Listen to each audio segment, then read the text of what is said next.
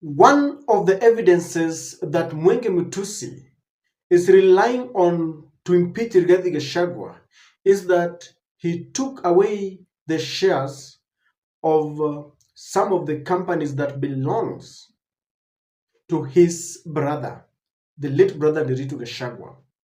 And when this came up, the parliamentarians were shouting because they had whipped emotions of Kenyans that Rigathi Gachagua was such an evil man that he took away the properties that belonged to his late brother.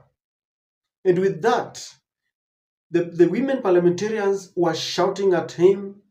We were being told that he disrespects women. Sometimes we were told that he had used some very unpalatable terms to describe some of the, women parliamentarians and women leaders. But that was a shouting match. And while in the Senate, he was put to task to explain his allegations. And using his very own document that he had presented to the Senate, Mwenge Mutuse found that's it very hot. He could not contain it because he found out that in his own evidential documents, the company that he was referring to, that he was alleging that Rigathi Gachagua had taken shares, he himself is corroborating that nothing can be further from the truth because all the shares still belongs to the late brother. It was really humiliating. It was a hot day. It was a hot seat. Parliament has been exposed. It has been humiliated. Let me go back to the beginning. You're a lawyer by profession. Yes, I am. You know the meaning of ownership of a company? Yes, I do. How is ownership of a company manifested? In shareholding and... Okay. How many shares does Keith Ikinu Rigathi hold? According to your own exhibit.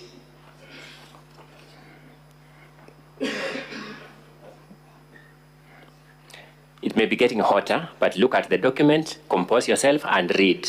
How many shares does Keith Ikinu Rigathi hold according to your own document? They are not indicated. How many shares does Kevin Gachagua Rigathi hold according to your own exhibit? They are not indicated. What is the total number of shares in that company? 10,000. Who is indicated as owning all those 10,000 shares? There is a shareholding by the estate of the deceased James Nderitu Gachagua. It is the estate of the deceased James Nderitu Gachagua. True or not true? They own 10,000 shares. What is the total number of shareholding? 10,000. They own all the shares. They own 10,000 shares. What is the total number of shares in that company? 10,000. So they own all the shares. The estate of the late James Nderitu Gachagua owns all the shares according to your document. It would appear so. Is it so or is it not so? From your own document. On the face of the document, it would appear so. Do you doubt this document you have given us? No, I don't doubt it. Thank you. The deputy president then in defense says, this is a property owned by the estate of my late brother. Is he speaking the truth or not? From your own document.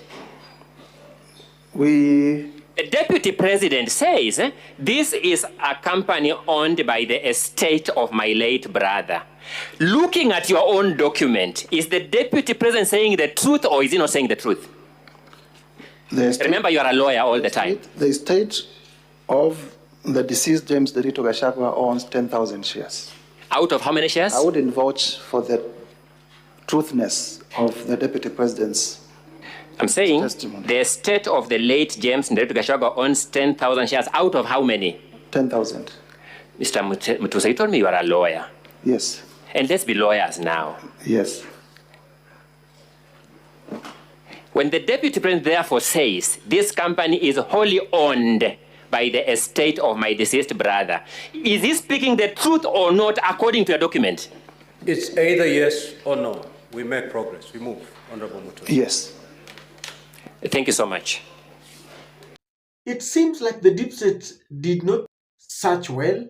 They did not do a good job in training Mwenge Mutuse, because how can you come up with such allegations, then you cannot prove it when you are now given an opportunity away from your members who are shouting? You're now left with the document, you're now left with prove the evidence, prove the accusations with an evidence. And Mwenge Mutuse, I believe, regrets whoever pushed him to lead the impeachment against Rigathi Gachagua. It is coming out that this was all hot air. It is coming out that whoever came up with these charges wanted Rigathi out for reasons that he or herself knows. This was purely a disagreement between the deputy president and the president, and they should have been left out to fight it their own way.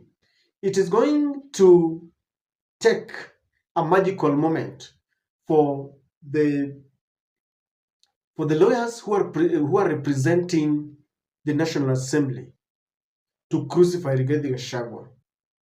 And even the Senate is going to have a very rough time, because their masters want them to impeach Rigathi Gachagua no matter what. But the evidence so far produced is just hot air. There is nothing to link Rigathi Gachagua from all these damaging allegations. They are simply mudslinging. They are simply meant to paint Rigathi Gachagua as a very diabolic man. But now they are being proved thanks to the very sharp lawyers, because politics and evidence are two different things. And I've maintained that before you level charges against a state officer, be very sure. In fact, if these charges were to come before Kenyans and Kenyans listen to them, then they are told, we are going to do a referendum whether based on the charges you think Rigathi Gachagua should go home. I can assure you that even the worst enemies of Rigathi Gachagua would say, apana, let us save Rigathi Gachagua from this. Because it is crystal clear that all that is presented does not link him in any way. This is why Rigathi Gachagua was saying that we needed to have asked people whether Rigathi Gachagua should go. In fact, I feel they should have read the charges before they ask Kenyans whether Rigathi should go, because some of them were saying Rigathi should go based on the past experience where Rigathi Gachagua was saying this is a shareholders company, that others are more equal than others. They had not read the charges. But now that the charges are there and the evidence is produced and you realize that there's no evidence, this is the time when Kenyans should be asked again. Do you feel Rigathi Gachagua should go based on the allegations, based on the charges? Based on the charges and the response from the accusing fingers, Parliament and Mutuse and all, they will tell you that those charges do not merit the oath of a deputy president. And I've always said that we really need to protect our state offices. We really need to look beyond the persons in those offices. We really need to protect the office of the deputy president, even though you might hate Rigathi Gachagua, because we are looking at a constitution that must, stand the test of time. We are looking at a constitution that will protect a future deputy president. William Ruto, Rigathi Gachagua, and all those people in state offices will not be there forever. But think about your child, because one day somebody must occupy that position.